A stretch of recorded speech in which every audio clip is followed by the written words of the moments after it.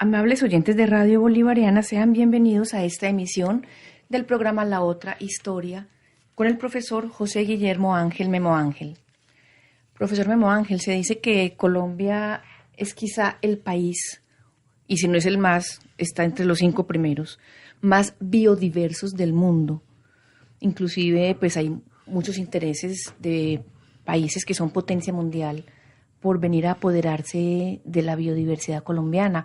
Uno ha oído o leído historias de científicos de otros países, alemanes, estadounidenses, canadienses, qué sé yo, que se vienen para las selvas del Amazonas y del Chocó a mirar cuáles son los recursos naturales que hay allí. Vienen a copiar el ADN, lo patentan, se apoderan de él, ya dice que esa mata pertenece a ellos, etcétera, etcétera. O esa planta, pues, o ese producto de flora. ¿Y qué es la biodiversidad? ¿Por qué es importante que un país sea biodiverso? ¿Y qué significa eso para el desarrollo? A ver, la biodiversidad es la cantidad de vida que tiene un territorio y que hace posible que a partir de esa vida se desarrollen muchas cosas. Podríamos hablar que un país con una alta biodiversidad se podría comparar con el asunto del paraíso del que habla la Biblia. Ahí había de todo,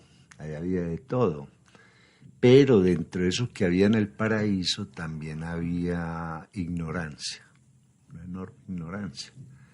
Eso es lo interesante cuando Adán se da cuenta de que está desnudo, o sea, se da cuenta de que es ignorante y que ha hecho mal, ha hecho el mal. Entonces ahora cuando usted decía de que mucha gente viene, estudia la biodiversidad colombiana, en las selvas, en las montañas, a ver qué metales tienen, en los llanos, a ver qué aguas hay ahí. Todo eso ha hecho de que tengamos que empezar a reflexionar en este momento, una enorme reflexión sobre qué tenemos, porque eso que tenemos es lo que nos va a asegurar seguir vivos aquí. En ese momento el mundo tiene un problema enorme, y es que la Tierra está agotando sus recursos. Y obviamente muchos países, muchas potencias, tratan de acumular el mayor número de recursos para ellas sobrevivir, sin que importe las periferias, que es una discusión que se viene dando hace mucho rato, pues no es nada nuevo. El mismo Humberto Eco, cuando habla de todas sus teorías sobre la ilusión, es muy severo en ese tipo de cosas. O sea, nosotros, ¿cómo nos estamos pensando? Y en ese cómo nos estamos pensando, ¿qué papel juega la naturaleza ahí? Lo mismo, un escritor inglés que se llama John Fowles, que hizo una novela que fue famosa y se hizo una película que se llama La mujer del teniente francés.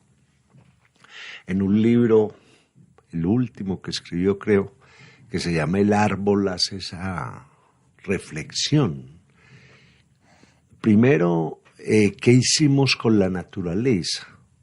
Entonces la naturaleza la clasificamos, establecimos usos y la comenzamos a explotar sin preguntarnos qué es la naturaleza en la vida. Simplemente fue un objeto de explotación. El mismo John Fowles dice, bueno, Linneo, que es uno de los grandes clasificadores de flora, padre de la farmacia moderna prácticamente, que se escribía con José Celestino Mutis, a ver cómo iba la expedición botánica. Hizo un trabajo científico muy bonito, pero los otros lo usaron para explotarlo, para explotar la naturaleza. O sea, no es que es la savia del árbol que contiene las hojas, las flores, los frutos, sino eso cómo lo podemos explotar, cómo volver eso economía del desgaste. Y hablamos de economía del desgaste en términos de que cuando se superusa un recurso, el recurso se acaba. Y entonces quedan un montón de billetes que no se pueden comer, no se pueden beber, no se puede hacer nada con ellos. Ese es un problema enorme y eso se está, pues, hoy en día lo tenemos que reflexionar a fondo. Nosotros hacemos parte de la biodiversidad. Es que la biodiversidad no está afuera, nosotros hacemos parte de eso. Fowles tiene un término que a mí me gusta mucho, que es el hombre verde. Y ese hombre verde sería, dice él, al que llaman el salvaje, porque está integrado a la naturaleza. Era lo que hacían muchas comunidades indígenas, por ejemplo, antes de que se les perdieran sus leyendas y sus cosmogonías. Esta gente se integraba al medio, hacía parte del medio. Me acuerdo pues de la historia de los indios Pieles Rojas, que a la niebla que cubría la tierra la llamaban Manitú, el gran espíritu. Y ese Manitú era la niebla que ellos veían que cubría la tierra y después se elevaba y la tierra se embellecía, se veían las montañas, se veía el río, se veían los bisontes. Y cómo esta gente que llamamos salvajes, que llamamos primitivos, simplemente tenía clara la cadena de la vida. Cuando iban a matar un bisonte, ¿cuántos bisontes necesitamos? Para la tribu, 3, entonces vamos a cazar 3, pero primero les vamos a pedir perdón, ¿cierto? Nosotros vamos a matarlos porque necesitamos comer. Ahora a nosotros nos comerán después los gusanos y otros. O sea, hacemos parte de la cadena de la vida, que además hay un cuento maravilloso de Jack London, el sentido de la vida. ¿Cierto? Esta tribu que va avanzando y que deja un anciano y le prenden una hoguera y el anciano dice, bueno, yo ya cumplí lo mío, voy a morir con un poco de calor y seguramente vendrán los lobos y se alimentarán de mí. O sea, eran grupos pegados a la naturaleza, integrados a la cadena. Eso lo perdimos. Es más, se despreció. Porque en la tradición europea hay algo que es muy interesante, pues el arte, la arquitectura, la filosofía, la literatura, la música, pues han hecho cosas grandiosas, pero han hecho cosas terribles. Y entre esas cosas terribles es el saqueo, el acabar con los recursos. Esto que es una cosa tremenda, por eso los nazis van a crear una palabra que es Lebensraum, el espacio vital. O sea, tenemos que salir a saquear a otros para poder desarrollar lo nuestro, que fue la Segunda Guerra Mundial. O sea, metámonos a Polonia, a Francia, a Rusia y saquemos de ahí lo que sea. Después, cuando se acaba la Segunda Guerra Mundial, llegan los rusos y sacan lo que sea también, se llevan las industrias alemanas, máquinas, eso eran trenes por montones trasteando fábricas enteras. Lo mismo pasó con el arte, se lo robaron, no lo llevamos. Los norteamericanos robaron arte por montones. Y todo eso pues se verifica con el último saqueo que le hicieron al Museo de Bagdad. Venimos por esto y nos lo llevamos. Todas esas son herencias de los vándalos, de los hunos, de los mongoles, de Carlos V de España, o primero de España y quinto de Alemania, que en el saqueo de Roma, saqueó Roma, y eso metieron los caballos a las iglesias y arrancaban lo que había en las paredes, todo lo escarbaron, se llevaron baldosas, se llevaron todo lo que pudieron. Y esa tradición del saqueo permeó el mundo, lo permeó, sobre todo cuando aparece la revolución industrial. En la revolución industrial, a la que le debemos tantas cosas, también se le debe el ir a buscar recursos. O sea, esa revolución industrial aparece en Inglaterra, aparece en Alemania, pero hay que buscar recursos, o sea, lo que vamos a hacer no lo tenemos, alguien lo debe tener. En 1724, muy paralelo a la Revolución Industrial, los ingleses conquistan la India y de ahí van a sacar recursos. Para eso fueron a la India, no fueron para mostrar la bandera ni para enseñar a leer a sus escritores. No, venimos por cosas, porque las necesitamos. Eso tuvo un momento de, digámoslo así, de comportamiento ético. O sea, negociemos. Yo necesito esto, usted me manda esto.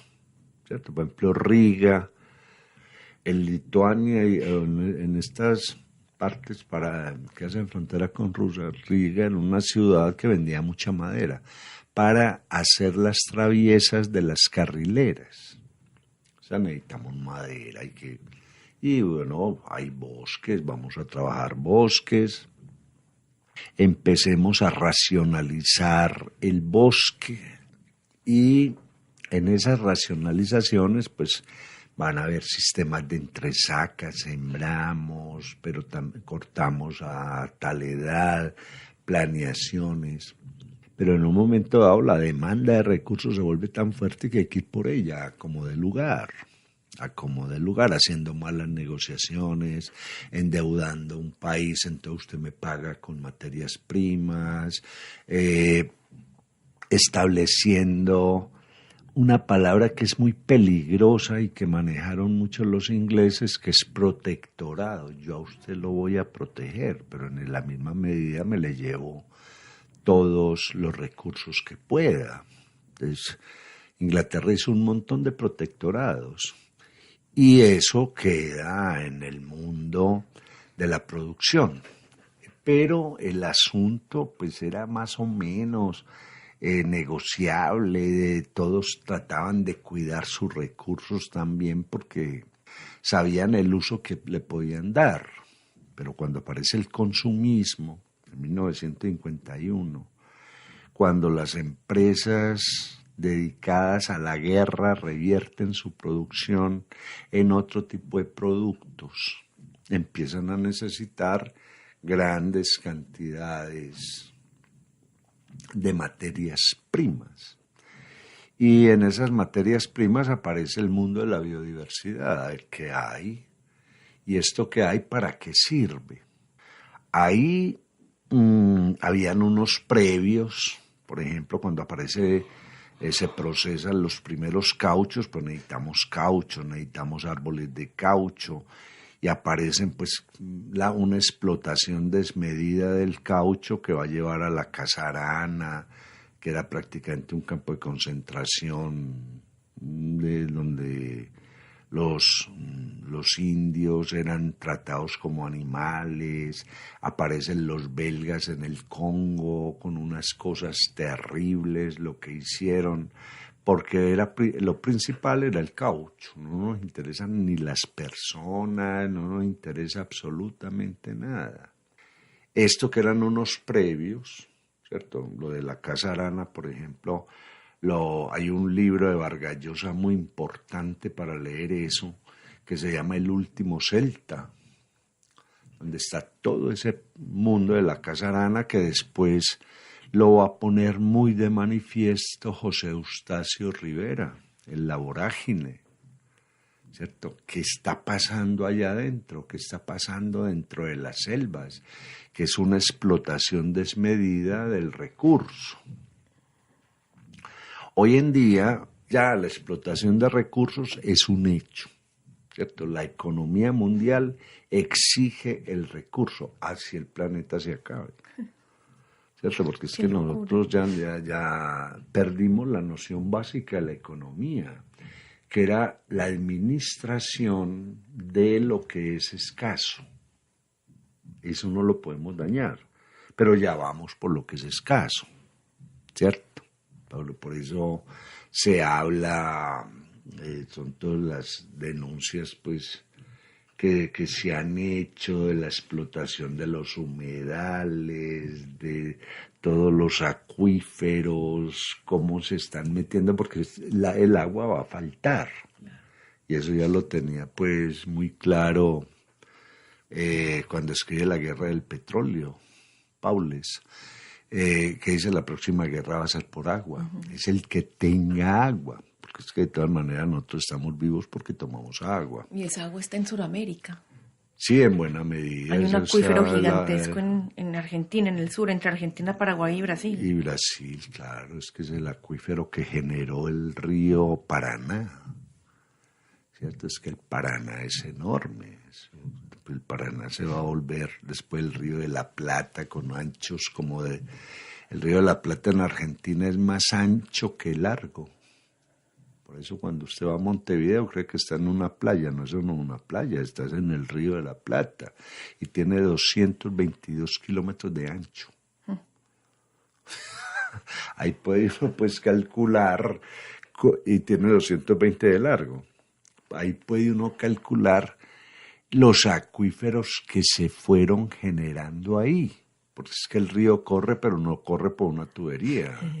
Él corre por un lecho y ese lecho tiene filtraciones y eso tiene de todo y parte del agua se va hundiendo y se va metiendo ahí. Por eso ese acuífero entre Paraguay, Brasil y Argentina es súper codiciado, lo mismo que la Antártida. Y en el Amazonas obviamente también hay. Sí, sí, claro, es que lo que es el Amazonas, el Orinoco, el mismo Magdalena, el Cauca. Y ahí es donde viene el asunto de la biodiversidad. A ver, no es el hecho de que tengamos mucha biodiversidad, no es que tengamos que salir felices a mostrar un afiche lleno de loros, de micos, de ranas, de hojas raras. Esto es Colombia, no, Colombia es si usted sabe qué es eso. Usted sí sabe esos micos para qué son. Si sabe esas hojas para qué son, si sabe esa guacamaya para qué sirve. Y ahí viene un problema enorme, porque es que en el asunto de la biodiversidad, las educaciones fueron fragmentadas. ¿Hasta dónde debe saber usted? Que es un problema fatal. Porque, hombre, en Colombia hay una gran explotación de oro. Entonces la gente saca oro. Pero ¿qué se puede hacer con el oro? Así que con eso se hacen un montón de cosas en ese momento. Y en el mundo de la informática el oro está cumpliendo una tarea enorme. El oro no es solamente para hacer collares, ni anillos, ni relojes, sino que se hace con eso. Pero no lo estimulamos. No, saquen oro y entréguelo. El otro lo paga. ¿Qué se hace con la madera? Es que no se trata de cortar el árbol. ¿Qué se hace con la madera? Entonces la biodiversidad, que es prácticamente lo que ha hecho posible que exista la ciencia. O si no, la ciencia no existiría. Es que a nadie se le ocurre una serie de elementos físicos si primero no revisa qué hay ahí, esos recursos que permiten hacer. El siglo XVIII, que fue el siglo de la química, por eso se hicieron tantas expediciones botánicas. A ver, de ahí tenemos que lograr sacar un montón de cosas y transformar un montón de cosas. El asunto fue que simplemente de aquí salieron, pero nadie se quedó transformando. ¿No? Es una pregunta, por ejemplo, que yo me he hecho con relación al café. Si aquí se da café, pero entonces lo recogemos, lo metemos en unos bultos y nos lo llevamos para los barcos para que se lo lleven. Y no se nos ha ocurrido qué se puede hacer con el café. Pues que el café se puede llevar hasta su último punto y decirle a cualquier compañía, yo se lo entrego empacado, ¿qué etiqueta le pongo? Y ahí habría una gran industria para el país, pero no, vienen por por el café y después no lo devuelven caro. O sea, esa es una herencia muy peligrosa cuando nos dejamos explotar la biodiversidad por otros. Es una herencia que nos viene desde España, desde la Casa de Contratación de España, de la casa de Contratación de Sevilla. Claro, aquí estaba prohibido hacer cosas. O sea, venimos por el recurso, pero ustedes no pueden hacer cosas. Y después se los mandamos y aparecen. En la misma Carta de Independencia de Colombia, por ningún lado hay libertad de empresa, como la tiene la Carta de Independencia de los Estados Unidos, ¿cierto? Que los Estados Unidos es claro, libertad de empresa. Ahora, ¿qué implica libertad de empresa? Primero, aprender. ¿Nosotros dónde estamos? Con lo que hay aquí, ¿qué podemos hacer? Y empezar los procesos de innovación, que es un concepto que aquí todavía tenemos embolatado. Yo no sé a quién se le ocurrió que innovación es hacer cosas nuevas. No, innovar es mejorar lo que hay. Eso es innovar. Otra cosa es invención. Entonces vamos a inventar cosas que no existen, pero innovar es tomar lo que hay y mejorarlo. Eso es lo que ha sido la educación y lo que ha sido lo que llama la educación positiva, donde lo que sabemos lo seguimos estudiando y lo seguimos investigando hasta lograr de ahí otras posibilidades. Por eso es tan bonito cuando uno coge los diccionarios modernos, porque ahí está el último léxico, o sea, lo último que se sabe de eso que se nombra. Que es muy interesante coger, por ejemplo, una enciclopedia y leer Vaca. Y entonces una enciclopedia de 1920 de Vaca tiene 30 páginas, en una de ahora buena tiene 200 páginas. Mire todo lo que hemos descubierto con las vacas, por ejemplo. Entonces, el asunto de la biodiversidad lleva a plantearse 4 cosas fundamentales. Primero, si esa biodiversidad está ahí, la tenemos que aprender como parte de nuestra bioesfera. O sea, todo eso que hay ahí hace posible que nosotros estemos vivos. Eso es lo primero que hay que tener en cuenta. Y si eso se comienza a descompensar, las posibilidades de vida disminuyen notablemente. Hombre, que para qué sirve una rana que si expele veneno mata no sé cuántos. Bueno, eso hay que investigar. A lo mejor ese veneno nos mata a nosotros, pero le da vida a otras cosas que nos mantienen vivos a nosotros. O sea, entender que en el lugar donde estamos, que es la tierra que tenemos, lo que existe tiene una razón y que está en proceso de creación permanente. Es que si hay algo interesante en las teorías de Darwin, es ese asunto de que la evolución se da en grupo, juntos, en grupos, y que se adaptan a lo que está sucediendo. El cuerpo que evoluciona se adapta a lo que está sucediendo, o sea, prima la vida sobre la muerte. Eso lo hace un cuerpo natural siempre y cuando no se le meta la mano. Hombre, que este mundo está contaminado, que van a pasar 20.000 cosas, por ahí en todas esas teorías milenaristas vamos a desaparecer. Nosotros sí, seguro, porque estamos destruyendo nuestro hábitat, pero la naturaleza ahí se adapta, que es algo que muy lindo que tiene John Fowles en El Árbol. Cuando él se sube a las montañas inglesas y se encuentra un bosque, los robles son enanos, las hojas son de otra manera, pero ese bosque sobrevivió ahí, a la tala. cuando eso lo volvieron los montes para pastorear ovejas, hubo que tumbar, es lo que nosotros llamamos potrerización, ¿cierto? Que tumbamos una cantidad de árbol para que ahí hayan animales, pero una vez esos animales desaparecen, la tierra recupera. O sea, los árboles eran de otro, pero vida, hay vida. Entonces, en la biodiversidad, y es lo que deberíamos estudiar, si tenemos una enorme biodiversidad, ¿eso por qué nos mantiene vivos? ¿Y por qué las montañas son así, los árboles son así?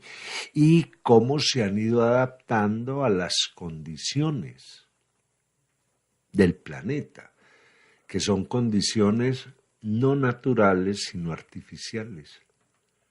Porque es que en el último siglo, el siglo XX, que fue el más peligroso que ha tenido el hombre, se explotaron bombas atómicas, nubes radioactivas se movieron por el planeta. O sea, todo lo que ha venido pasando, ¿cierto? ¿Qué sucede con eso? Pues eso afecta a la naturaleza de alguna manera. Pues en las voces de Chernobyl, Svetlana Alexievich, cuando dice que esa nube de radioactividad, eso llegó hasta Holanda, y ahí algo pasó. Algo pasó. Entonces eso es lo primero. Lo segundo es cómo vamos a trabajar con lo que la naturaleza nos dé para que la naturaleza no se acabe. Es que nosotros perdimos una noción, uno pregunta, hombre, ¿qué es una materia prima? Y dan 40 definiciones, pues sí, yo necesito la más simple. La materia prima es todo aquello que el hombre no es capaz de hacer. El hombre no es capaz de hacer hierro, no es capaz de hacer oro, no es capaz de hacer cobre, no es capaz de hacer aire, no es capaz de hacer agua, no es capaz de hacer madera, no. Eso lo da la naturaleza. Si supiéramos hacer tierra, entonces uno se iba para otro lado y había montado una finca, empezaba a hacer tierra con alguna maquinita, ¿cierto? Pero no, es que está todo lo que el hombre no sabía hacer. Uno se asombra cuando se encuentra una piedra y algo tan simple no lo sabemos hacer. Sabemos de qué se compone, pero esa creación ahí, ¿qué papel juega? ¿Cierto? ¿Qué papel juega? Entonces, la naturaleza es noble. Por eso los antiguos adoraban árboles y adoraban un montón de cosas, porque daban sin herir. Un árbol nunca agredía a nadie, eso da mango, yo le arranco los mangos y el árbol se queda ahí tranquilo, no sale una rama y me pega o algo, ¿cierto? Es una cosa muy interesante, eso está muy claro en un libro que se llama La diosa blanca, de Robert Graves, y en otro que se llama La rama dorada, que es tremendo. Porque de ahí sale la cultura de la no agresión. La cultura nunca la ha producido la agresión. Por eso cuando el hombre se vuelve agricultor, desarrolla ideas de Dios, ideas del cielo, hace literatura, hace un montón de cosas, porque está en un estado de no agresión. No se conoce la gran literatura del pastoreo, no, porque ahí había que matar al animal, ¿cierto? Entonces son muy poquitos y los que logran hacer algo interesante. Ahora, con eso la naturaleza con ella se pacta, ¿cierto? Te voy a quitar esto, pero te voy a ayudar a que logres de nuevo lo que tenías, etcétera, etcétera. Fue como esa vez que fuimos a Santa Elena, que eso está lleno de pinos porque hubo que recuperar esa tierra que eso antes fue Piedras Blancas. Uh-huh. Y en Piedras Blancas eso fue una mina y eso era lleno de cuarzo, pues por eso se llamaba Piedras Blancas. Pero lo más lindo, esa recuperación que hacen con el pino, fue que debajo del pino apareció el sotobosque, el bosque natural que tenía la montaña. y está apareciendo. Y al aparecer ese sotobosque, aparecen los pequeños humedales, aparecen acuíferos. O sea, es la naturaleza respondiendo a la nobleza del que lo trata. La naturaleza es noble, es completamente noble. Y si se altera y los ríos se desbordan y todo, le están diciendo a uno, ojo, no construya ahí. Yo cada tanto tengo alteraciones que son necesarias para el ecosistema. Luego viene algo importantísimo: si la naturaleza es tan diversa, ¿cuántas cosas podemos aprender de ella? No solamente cosas técnicas, no solamente es un trabajo de ordeño a la biodiversidad, sino de aprendizaje, primero, moral. ¿Cierto? Si hay una cosa interesante en la naturaleza, en la biodiversidad, es que no se agrede. Simplemente hay una cadena de vida, ¿cierto? Entonces un puma sale y se come un animal y con eso tiene para 2 días, pero no daña a los demás, ¿cierto? Siempre está respetando. Un pantano no me espera para tragarme, ¿no? Él es pantano ahí, déjelo tranquilo, él no espera que usted lo pise. Entonces aprender de la naturaleza, la moral, las costumbres de la naturaleza. ¿Cuáles son las costumbres de la naturaleza? En especial de la flora, porque es la que más enseñanzas da. De todas maneras, nosotros como animales orgánicos tenemos algo de lobo, algo de oveja, algo de caballo, pues, ¿cierto? Por eso todos tenemos los ojos y tenemos nariz y tenemos boca y tenemos dientes y músculos. O sea, no hay nada de nosotros. Somos muy parecidos a lo que hay. Ni siquiera el pelo lo hemos dejado. Cuando uno ve una vaca llena de pelo, y usted que le paga el pelero que tiene en la cabeza y en las cejas y le sale debajo la boca, bueno, eso es una cosa tremenda. O sea que en ese sentido somos bastante parecidos como seres orgánicos a otros seres orgánicos, en especial a todos los animales que se amamantan, somos muy parecidos, por eso hay gente con cara de una cosa, con cara de otra. Bueno, de la naturaleza aprendemos un montón de cosas mecánicas, hombre, como hacer un aparatico que salte como una rana. Pues veamos la rana, analicemos la rana. Todas las máquinas han sido copias de las cosas que hacen los animales. Eso es importante. Y aprender de esa biodiversidad lo que significa estar vivo. Es que eso se nos olvidó. Y por eso viene la gran explotación, ¿cierto? Y las tonterías que vamos elaborando. Lo que usted decía, un señor viene y descubre una cosa de la naturaleza y la vuelve una patente, como si lo hubiera inventado, ¿no? ¿Cómo la va a volver una patente? Muéstreme una transformación, y esa transformación bien vale la patente. Van a llegar a patentar el agua. O sea, en un momento dado, y algún juez que no se sabe pues qué formación sobre la vida tiene, dirá que sí, que es válida la patente. Entonces entramos en un caos terrible. Y otra cosa que también podemos aprender de la naturaleza es el comportamiento, a usar la misma naturaleza. Los animales, por ejemplo, toman sol en la mañana, nunca en la tarde. Por ejemplo. Claro, ellos saben que es la fotosíntesis. El problema es que a nosotros nos explicaron la fotosíntesis en un tablero y no nos sacaron a hacer la fotosíntesis. Es que, a ver, el problema de la educación es dramático.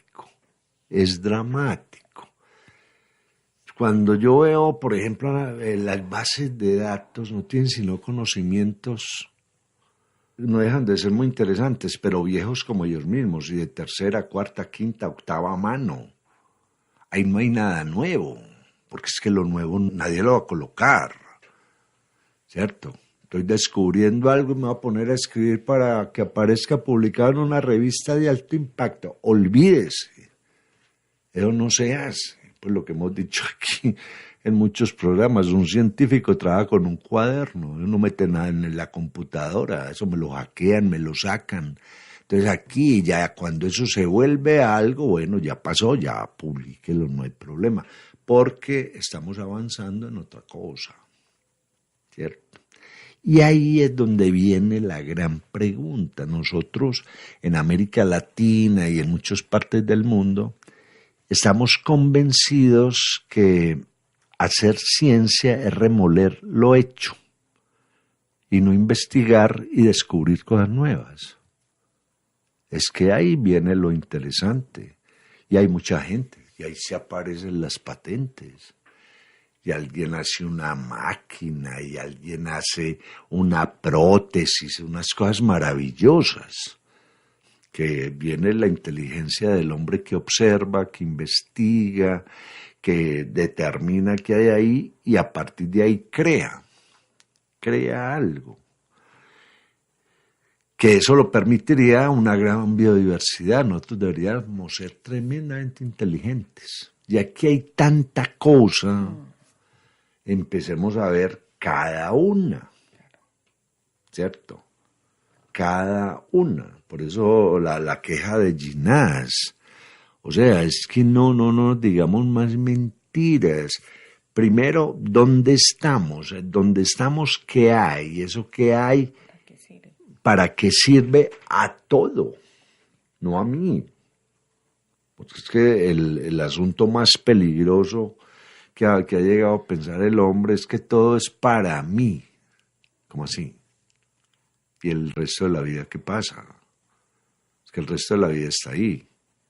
Por eso uno cuando se lee a las voces de Chernobyl, el libro de Alexeyevich, de Svetlana Alexeyevich, uno se sacude, porque cuando aparece esa radiación, la que se está muriendo es la vida toda, ¿cierto?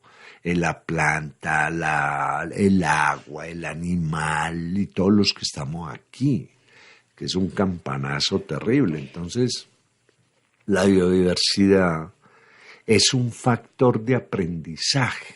Ahora, el problema es cómo nos estamos educando, porque sabemos un montón de cosas de Francia, de Inglaterra, y de nosotros qué. Y eso se ve tan claro como, por ejemplo, hace algunos días un camión o un carro de una empresa cementera de Colombia tenía que deshacerse de algo que tenía en su contenedor y puso una manguera en un río en Montería y volvió ese río nada. Las personas que estaban manejando ese camión no se les ocurrió pensar que en el río hay vida, que el río en sí ya es vida. O sea, la educación es tan pobre en Colombia que simplemente pensaron, nos tenemos que deshacer de esto, tenémoslo al agua, como si eso fuera una cañería de desecho. Sí, claro, es que yo una vez hablaba, y creo que lo mencioné en alguna de estas charlas que tenemos, de un hombre que maneja un bulldozer y de cómo ese hombre que rompe la tierra, decía, yo primero voy y acaricio la tierra y le digo, no te vamos a hacer mucho daño. Él porque lee y se da cuenta, aquí va a pasar algo, ¿cierto? En esa tierra que arrastramos hay un montón de vida. ¿Y hasta qué punto eso que hay ahí es necesario para mí? Para que yo exista, no porque lo voy a usar, sino porque todos esos componentes hacen posible lo que yo uso. Ahora, esa es la conciencia que habría que dar y empezar a enseñar. Alguien dirá, es que, a ver, hay una fiebre ecologista. Hay ecologistas fanáticos, así como hay religiosos fanáticos y científicos fanáticos. El fanatismo, al fin y al cabo, es un límite al que llega el cerebro cuando no hay que alimentar de lo que hay afuera. Y eso se da en todas partes, ¿cierto? Escritores fanáticos, intelectuales fanáticos, pero hay gente que se está alimentando de la afuera permanentemente. Y que se está cuestionando y que se cuestiona lo que sabe, O sea, por eso uno el conocimiento lo almacena para poder leer el exterior y leerse uno mismo. Leerse uno ha sido lo más difícil del mundo, por eso nadie sabe que es un hombre, ¿cierto? Porque no, me voy a empezar a auto, no, a usted se lo roban las fantasías, se lo roban un montón, pero eso no deja de ser bonito. Ahora, el asunto no es que nos estemos señalando, el asunto es que el planeta está mal, y si el planeta está mal, están mal todos, porque es que no hay otra cosa que hacer. Entonces empecemos a racionalizar y empecemos primero a conocer, a aprender más. Es que el oro no es malo, el oro hay que estudiarlo. Y mucha gente ha logrado un montón de cosas y seguirlo estudiando. ¿Esto para qué sirve? ¿Cierto? Y un montón de investigadores, hombre, esto no hay que echarle mercurio o cianuro para sacarlo, busquemos otras metodologías. Hay un montón de gente estudiando las cosas, cuál es el uso óptimo para no explotarlas de la manera como las estamos explotando. Uno a veces se hace preguntas y los libros que lee, ¿el petróleo es necesario para la tierra o no? Pues eso ya casi lo agotaron. Pero porque está ahí. Hombre, que son un montón de dinosaurios. Yo no creo que fueran tantos. Que eso es combustible fósil. Y hay un montón de teorías. Pero entonces, ¿cuánto dinosaurio había aquí en la frontera con Venezuela? Eso debería ser un carabobo en día de carnaval. Uno le cabrían los dinosaurios para la cantidad de petróleo que hay abajo, ¿cierto? Entonces uno dice, a ver, eso es un componente, eso hace parte de la tierra, eso influye en el humus, influye en qué, porque no, que en el humus no, porque hay desierto. Bueno, entonces veamos a ver cuál es pero la explotación es permanente, y es como si cogieran un cuerpo humano y le sacaran pedazos, ¿cierto? Vamos a trabajarle a la médula y le sacamos, y vamos a trabajarle tal músculo y le sacamos. Pues se va a enfermar, se tiene que enfermar. Eso pues lo demostraron con todos los cartones los médicos nazis en los campos de concentración haciendo ensayos. A le quitamos esto, y claro, se morían. Entonces viene ese asunto de la oportunidad es la biodiversidad, porque es más conocimiento. La oportunidad, la biodiversidad, porque me está diciendo cómo se da la vida. La oportunidad, la biodiversidad, porque de ahí podemos sacar muchas cosas que nos sirven para vivir mejor, pero no destruyendo la biodiversidad. Y la biodiversidad yo creo que es ese conocimiento que no podemos perder, porque entonces la gente otros se vienen, claro. Es que, por ejemplo, a nosotros como nunca nos enseñaron geografía, entonces nunca supimos que tenían las montañas, ¿cierto? Cuánto mineral, como no sabíamos geografía, no supimos que había a la orilla de los ríos, no supimos que traían los ríos. Y otros sí supieron, otros cogieron un mapa de Colombia, a ver, veamos esto, allá tiene que haber mucha cosa, 3 cordilleras. Y las cordilleras las crean los terremotos, o sea, metales subieron a la parte de arriba a morir. Ahí 3 cordilleras y tiene que haber agua por montones. Agua que viene hacia abajo y cae por gravedad. 3 cordilleras, tienen que haber ecosistemas entre cada cordillera. Todo eso lo estudiaron. Y hablaron con un colombiano, ¿usted dónde vive? en Colombia. Y ok, ya yo no sé, me van a dar visa para venirme para acá. Le dije, venga para acá, querido, no hay problema. Y así nos vamos nosotros para allá y aprovechamos todo lo que usted no sabe. ¿Cierto? Es que ahora, por ejemplo, me vuelve a rescatar la historia. La historia es muy, muy, muy interesante. Pero si esa historia no tiene geografía, eso no es para nada. Para nada. Un libro de historia hay que leerlo con los mapas ahí, viendo por qué se metieron ahí, no en otro lado. Por qué se desarrollan ahí, no en otro lado. Entonces la cosa no es que me van a enseñar fechas. Y yo, ¿para qué fechas? Dígame dónde pasó eso, en qué condición y qué había ahí. Y lo más tremendo es que los que más conocen, digamos, esa ancestralidad de la misma tierra son los indígenas. Y lo que es en Colombia, pues están haciendo todo lo posible por acabar con esa sabiduría ancestral que tienen ellos. Porque están acabando con los indígenas. No, ya acabaron con eso hace rato. Está pasando lo mismo que pasó con la santería. Cuando los hombres que traen de África a América les anulan la historia, ya no tienen historia, se refugian en la santería. Vamos a crear una religión y imaginémonos cosas. Y se cae la fantasía. Y se perdió todo el saber que estos hombres traerían de África. Aquí se perdió absolutamente todo. Lo mismo está pasando con las comunidades indígenas. Ese saber está más embolatado.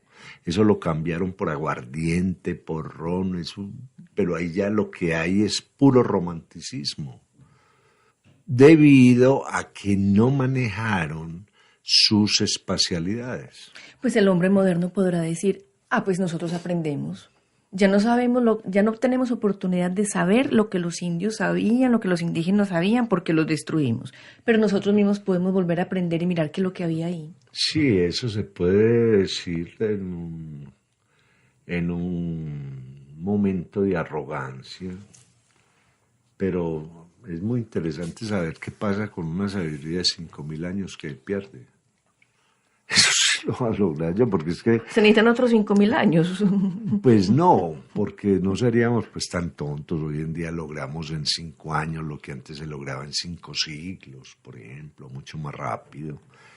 Pero es que lo que hay no es solo conocimiento, que el conocimiento es muy fácil de adquirir.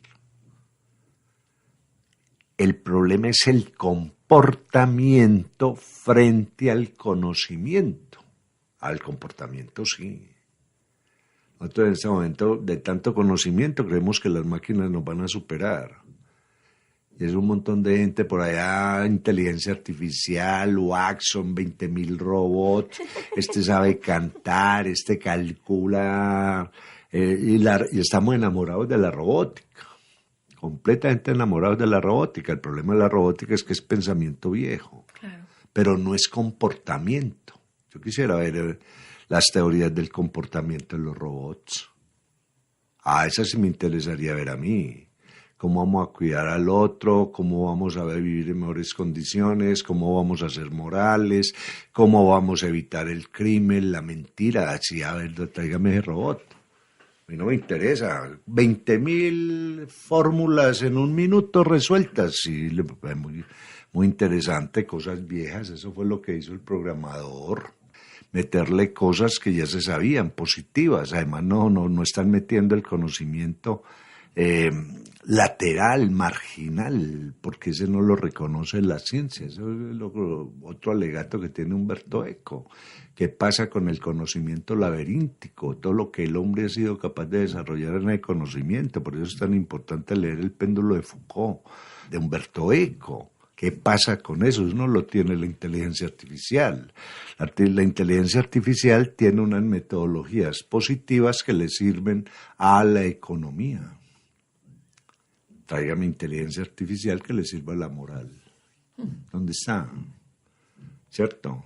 O que le sirva al pensamiento creativo.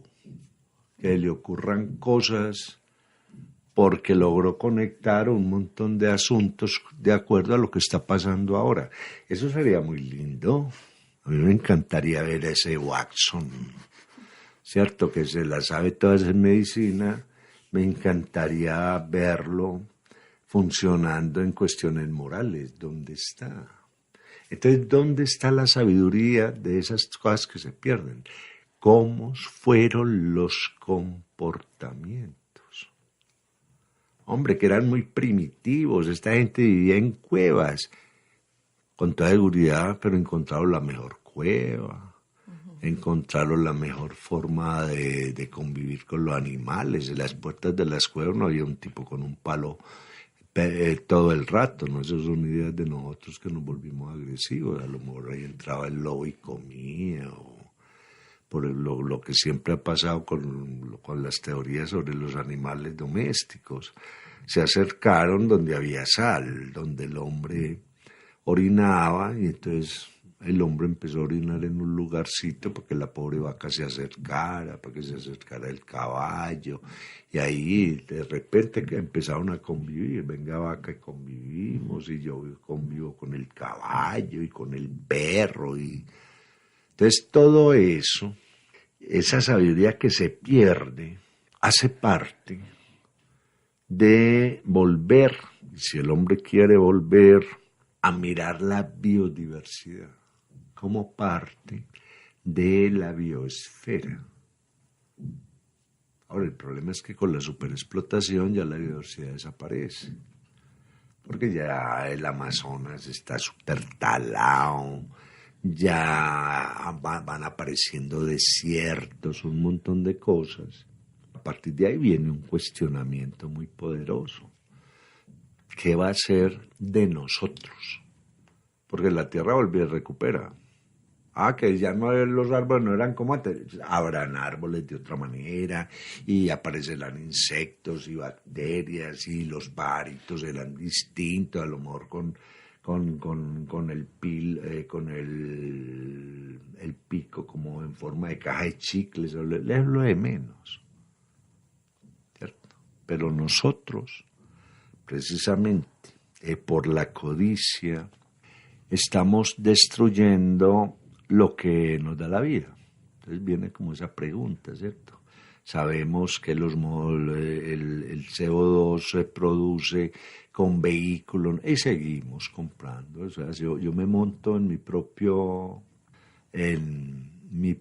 suicidio. Eso es muy particular, ¿cierto? Solo pues habrá que dejar que vengan los extraterrestres y nos cuenten.